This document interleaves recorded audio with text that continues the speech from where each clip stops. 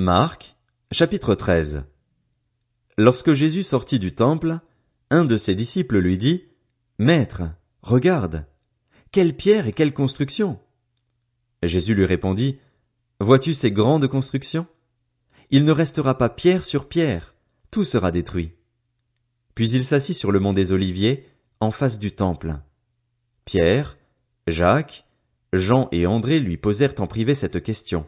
« Dis-nous, quand cela arrivera-t-il et à quel signe reconnaîtra-t-on que tous ces événements vont s'accomplir ?» Jésus se mit alors à leur dire, « Faites bien attention que personne ne vous égare. En effet, beaucoup viendront sous mon nom et diront, « C'est moi », et ils tromperont beaucoup de gens. Quand vous entendrez parler de guerre et de menaces de guerre, ne vous laissez pas effrayer, car il faut que ces choses arrivent. Cependant, ce ne sera pas encore la fin. Une nation se dressera contre une nation et un royaume contre un royaume. En divers endroits il y aura des tremblements de terre, il y aura des famines et des troubles. Ce sera le commencement des douleurs. Faites attention à vous-même. On vous livrera aux tribunaux et vous serez battus dans les synagogues. Vous comparaîtrez devant des gouverneurs et devant des rois à cause de moi pour leur apporter votre témoignage. Il faut d'abord que la bonne nouvelle soit proclamée à toutes les nations. Quand on vous emmènera pour vous faire arrêter, ne vous inquiétez pas d'avance de ce que vous direz, mais dites ce qui vous sera donné au moment même. En effet, ce n'est pas vous qui parlerez, mais l'Esprit Saint. Le frère livrera son frère à la mort, et le père son enfant. Les enfants se soulèveront contre leurs parents et les feront mourir. Vous serez détestés de tous à cause de mon nom, mais celui qui persévérera jusqu'à la fin sera sauvé. Lorsque vous verrez l'abominable dévastation dont a parlé le prophète Daniel, établie là où elle ne doit pas être, que celui qui lit fasse attention.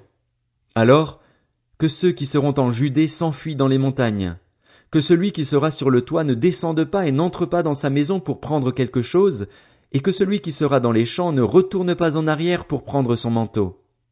Malheur aux femmes qui seront enceintes et à celles qui allaiteront durant ces jours-là. Priez pour que cela n'arrive pas en hiver, car ces jours-là, la détresse sera telle qu'il n'y en a pas eu de pareille depuis le commencement du monde que Dieu a créé jusqu'à présent et qu'il n'y en aura jamais plus. Et si le Seigneur n'avait pas abrégé ces jours, personne ne serait sauvé. Mais il les a abrégés à cause des élus, de ceux qu'il a choisis.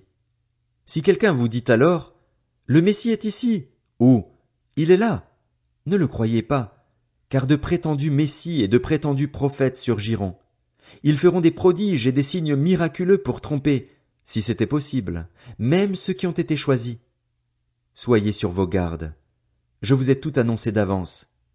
Mais ces jours-là, après ce temps de détresse, le soleil s'obscurcira, la lune ne donnera plus sa lumière, les étoiles tomberont du ciel et les puissances célestes seront ébranlées.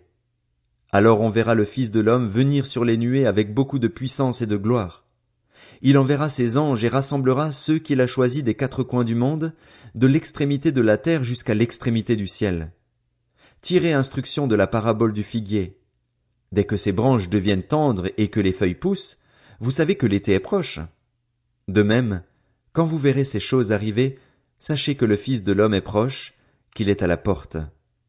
Je vous le dis en vérité, cette génération ne passera pas avant que tout cela n'arrive. Le ciel et la terre passeront, mais mes paroles ne passeront pas.